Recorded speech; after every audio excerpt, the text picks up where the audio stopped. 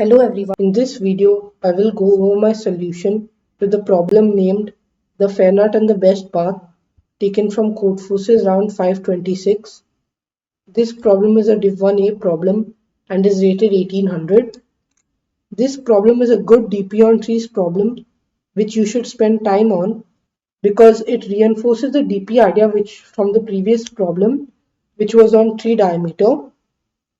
So in the previous video, we learned this powerful DP state for finding the diameter of a tree. And what you will learn from this video is how to use the same DP state in an extension of the tree diameter problem. So this Codeforces problem will turn out to be an extension of the same tree diameter problem which we did in the previous video. And what you realize in this video will help you solve other DP on trees problems, and hence I encourage you to watch this video till the end.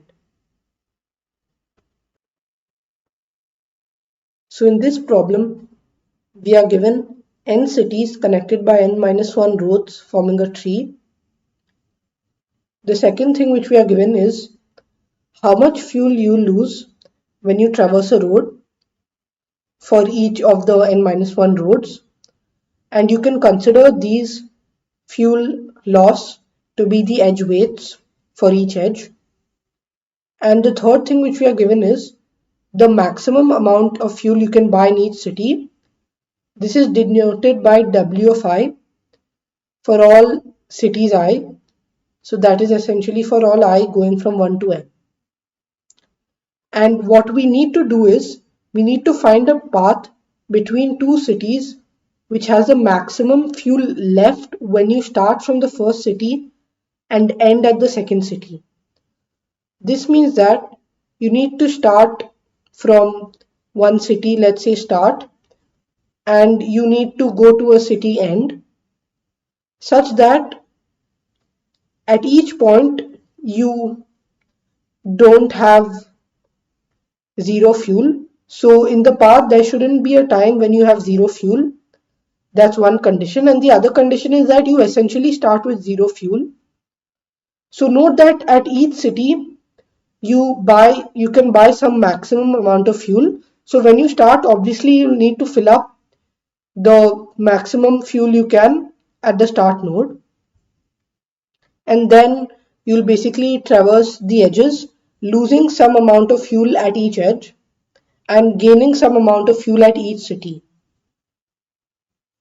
And so one obvious observation just from the statement of the problem is that we'll obviously fill up the maximum fuel at each city in the path.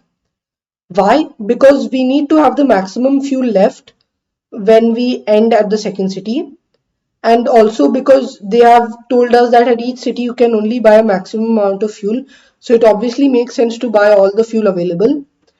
And because we have infinite money, so we can buy gasoline in every visited city, including the first and the last, and so we'll buy the maximum amount of fuel at each city.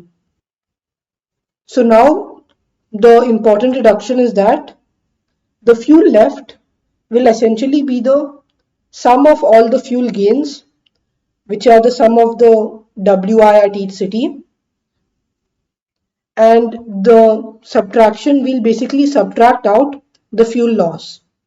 And since we know that whenever we traverse a road, we are losing some fuel, so we essentially need to subtract the sum of the weights of each edge.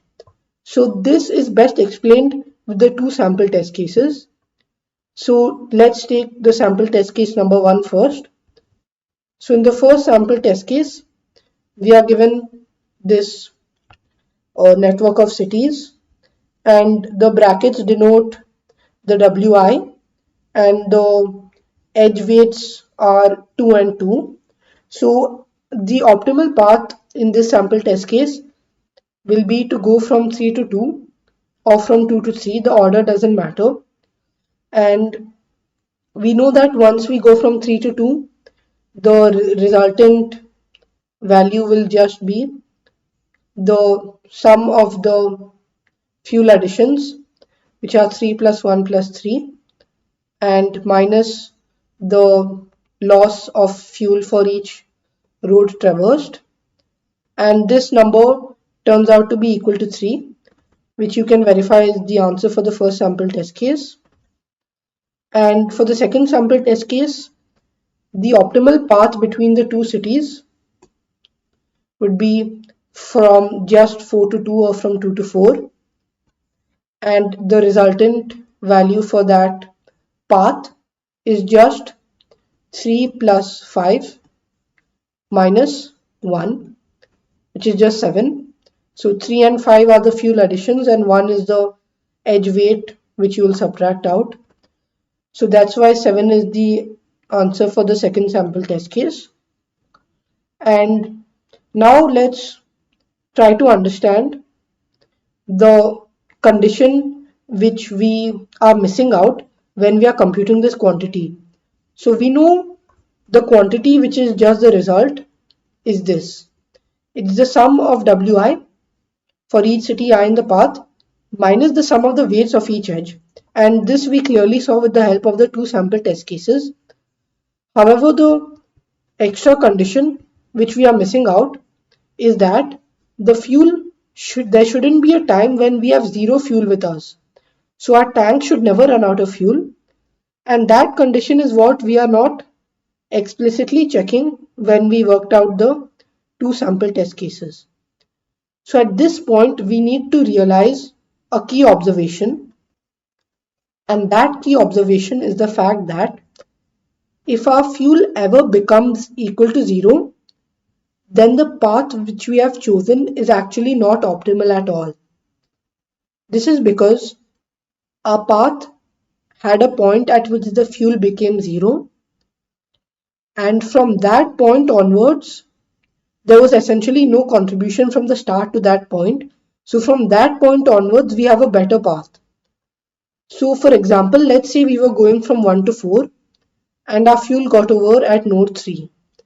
Then what I'm saying is that the path from 1 to 3 was essentially useless because it essentially emptied our fuel. So this is not an optimal path. Instead, we could have directly gone from 3 to 4. And hence a more optimal path or a better path would directly start at 3 and go to 4. So based on this fact, we know that we can essentially ignore the condition of our fuel becoming equal to 0, and that's because in an optimal path we will automatically ensure that our fuel never becomes 0. So now that we have understood this key observation that our fuel should never become 0, and in an optimal path our fuel doesn't become 0, let's try to analyze the problem further. So what we have essentially achieved so far is that we have reduced the original problem to a new problem which is just one condition, and that is we need to find the maximum value of the sum of all wi's for each city in the path between the two nodes, and we need to subtract out the sum of the weights of edges in the path. So our expression will look something like this. The sum of the wi's where I is the city in the path, and we'll essentially subtract out the sum of the weights of each edge in the path. So j is an edge in the path and I is a city in the path, and that's exactly what we did if you realize in the first two sample test cases. So now that we have realized what the new problem is, I would encourage you to take a hint, which is that you should try to extend the idea for tree diameter which we did in the previous problem. So you should try to use that exact same DP state for this problem and for finding this value. And so you should pause the video now and try to use the powerful DP state mentioned above in finding the recurrence and the base cases. So now that you're back after having tried the DP state on your own, you should realize that first of all our DP state in the previous problem was dpu of 0 and dpu of 1. dpu of 0 is the max distance between any two nodes in the subtree of u, such that the path between those two nodes contains U and ends at U. So this was the key thing, that the path should end at U. And the second value of the dp of U is exactly the same thing, but U is not an endpoint, which is the only new condition. So U is not an endpoint. And based on this, we solve the tree diameter problem. However, in this problem, we just need to replace one word, and that is distance with fuel. So what dp state we'll use is going to be exactly the same, but we'll be computing the maximum fuel between any two nodes in the subtree of U, such that the path ends at U and such that U is not an endpoint of the path. So I'll be using exactly the same steps as the previous problem in computing the maximum distance, but we'll be focusing on the maximum fuel. And note that our definition of fuel was just the sum of Wi for each city minus the sum of weight of each edge. So in the previous problem, we realized that there were two cases, dpu of 0 and dpu of 1. When we are computing dpu of 0, we considered a child v of the vertex of the node u, and we knew that the path would come up from a child v and go one level up to u.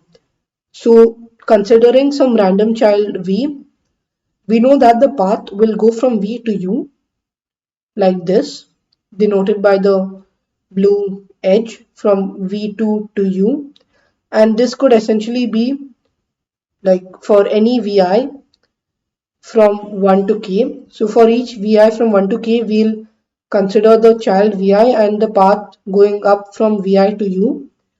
And in the previous problem, what we realized is that we just need to add the term 1. So in the previous problem, we just added the term 1.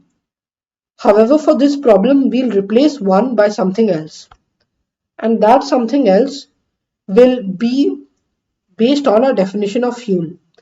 So our definition of fuel was the sum of Wi minus the sum of the weight of the edge. So if we denote the weight of the edge from U to some vertex Vi to be W or to be Wt of I, then we know that the extension or the term to add in our summation over here will just be W of U minus weight of I. And this means that our dpu of 0 will just be equal to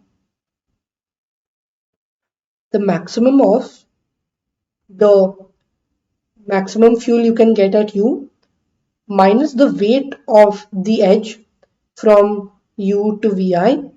So remember that weight of I denotes the weight of this edge over here. So we are subtracting out that weight and we are adding back this fuel, because we basically lose this much fuel over here and we add this much fuel at U, and plus dpvi of 0, because that's exactly the same logic as the 3 diameter idea, but the only thing is that we are replacing 1 with this new expression over here. And similarly, you should be able to figure out that when we are computing dpu of 1, we know that the path goes from some child v1 subtree to u and then to some child v2 subtree. So the path essentially looks like this. And for the previous problem, we knew that the expression would look like this.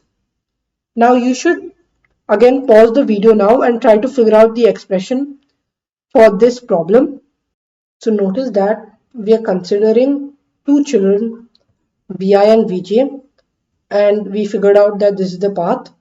So let's again consider the fuel remaining in terms of the weights of the edges and the fuel which we will refuel at city U. So we know that we will lose weight I and weight j, where I and j are the edges, and we will gain wu. So that means that we need to add wu minus weight I minus weight j to what? To dpvi 0 and dpvj0, because we know that we are coming upwards from the subtree of vi, and we know that we are again coming upwards from, or we are going downwards actually in this case. Sorry, we are going downwards into the subtree of vj. So that's why we basically add the terms dpvi0 and dpvj0. Hence we realize that dpu of 1 is just dpvi0 minus weight I, and then plus dp minus, so first we add dpvi0, then we subtract weight I, then we add the fuel at city u, then we subtract the weight of the this edge, and then we add back the dp value for vj, and hence you realize that the fuel cost for dpu of 1 will be this expression. Now we need to simplify the two expressions which we got for dpu of 0 and dpu of 1, so that we can incorporate the greedy strategy used in the previous problem. So what we essentially found out was that dpu of 0 is this expression and dpu of 1 is this expression. However, we can find dpu of 0 easily, but dpu of 1 will need to iterate over all pairs vi and vj, which is too inefficient. It's n square. So first let's rearrange the expression and make it more obvious how our greedy, or how our sorting strategy will work. So just rearranging this expression, you can see that we can take out w of u out common in both the brackets, and what we are left with in the first bracket is just dp vi0 minus the weight for the ith edge, and in the second bracket what we are going to be left with is dp vi0 minus weight of the ith edge plus dp vj0 minus weight of the jth edge, and this is essentially what we need to find efficiently, this max term. Now to find this max term, you realize that this expression is symmetric. That means that for each I, we just need to compute this value of dpvi0 minus weight I, and if you replace I with j, then it becomes dpvj0 minus weight j, and this motivates the following simple idea, that we just sort the values of the dp values of the children as follows, by just computing dp vi0 minus weight I. So we sort by dp vi0 minus weight I in decreasing order, so that we can take the maximum value of dp vi0 minus weight I. And that's essentially what we did in the 3 diameter problem. However, if you notice in the 3 diameter problem, what we did was we just had a single term plus 1, or we just had dpv0. In this problem, what we actually need is a slightly more complex term, which is dpv0 minus the weight of the edge, but the idea remains the same, and this is the essence of the power of this dp state and how it can be easily generalized to solve harder problems. So now that we have got the logic, let's just look at the code. It's really simple and it's quite similar to the previous problem. So I encourage you to try coding it yourself before you look at the code. So one small thing which we need to take care of before we look at the code is the base case, because what we essentially did is the recurrence. the base case forms an important part, which was step 3. And for the base case, you should be able to realize that we can have the possibility that the path starts and ends at the same city, which is mentioned in the problem statement. And based on that possibility, we know that DP leaf can end at leaf. So you can essentially have a path of length 0. And because it's of length 0, we know we'll take all the fuel offered at leaf, and hence both the DP values will be W of leaf. And now that we have accomplished all the 4 steps, which is finding the DP state, which we did in the beginning itself, that was step 1. Step 2 was routing the tree. Step 3 was the base case, and step 4 was the recurrence. Let's look at the code. In the code, first I have the adjacency list, which is a 3D vector because we need to store the weights of each edge. We need to store the edge weights. That's why we use a 3D vector. And it's long because the values can be pretty large. They can be up to 10 to the 9. And then we have a 2D DP array because we know it's DP U of 0 and DP U of 1. And then we basically have the weights, which is the amount of liters of gasoline, so Wi, and the answer will be initialized to 0, and that's the maximum fuel which we can have. And notice that similar to the 3 diameter problem, we take answer the maximum of 2 cases, DPU of 0 and DPU of 1, exactly the same way as we did in the 3 diameter. Then I have the isleaf function, and I have the main code. In the main code, first I need to read in Wi for each city I, and I read in the edges of the tree, and then I basically call the DFS and I print the answer. The DFS is where all the action takes place, as always. The first part of the DFS is always our base case, which I mentioned just now, to be equal to W of U. Then, similar to the 3 diameter problem, I need to have an all vector, which stores all the possibilities. And in the 3 diameter problem, what we essentially did was dpv of 0 minus w, I mean my plus 1, but in this case what we need to do is dpv of 0 minus w. And the reason why we do that is because we need to store the dp values by this quantity, dpvi0 minus the weight of the ith edge, in decreasing order. So actually a better variable name for this would be weight, and we would sort by the term dpv of 0 minus the weight, and we'll essentially sort it in decreasing order because we need to maximize. So the first element will be the maximum element. Now, similar to the 3 diameter problem, we have number of children. If the number of children is 1, then we know that dpu of 1 does not make sense because we need at least 2 children for dpu of 1. That's why we calculate only dp of 0. And dpu of 0 in both the conditions, when the children is 1 or the number of children is greater than 1, will be the same, and that will be equal to the maximum of what it already was. So maximum of dpu of 0 with the possibility that we basically add the edge from some child v.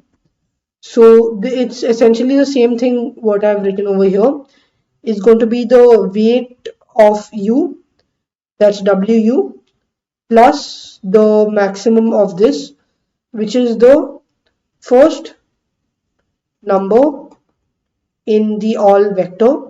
So our all vector essentially stores these numbers in decreasing order so that we can essentially find this max term in one step, denoted by all of 0. And similarly, this max term will be computed for 2 values. So that's all of 0 and all of 1. And that's how we basically find the recurrence. And now that we have essentially found the recurrence, we take the answer to be the maximum of all the possibilities for each DP value for each node. And this code will work, and I'll just submit it to see that it gets accepted. So there were actually a few silly mistakes which I made. The first one was that inside our base case, we need to take the maximum with the two DP values, because it could be the case, like in this sample test case, when the value is very big for one of the children, and hence the value is actually a leaf node, and that case was not taken care of. That's the first mistake. The second small mistake which I made was that I need to add W of u instead of dpu of 0 over here. So on this side it should be W of u instead of dpu of 0, and that's because there can be a case when we just stay at the node itself, and in that case we get W of u instead of getting a 0. So if you corrected those two silly mistakes, then you can see that my code got accepted. So as you could see in this problem, we learned how to use and extend a DP on trees idea from a previous problem to solve this harder version of the tree diameter problem. So I hope you liked this video and my solution to this problem. Thank you.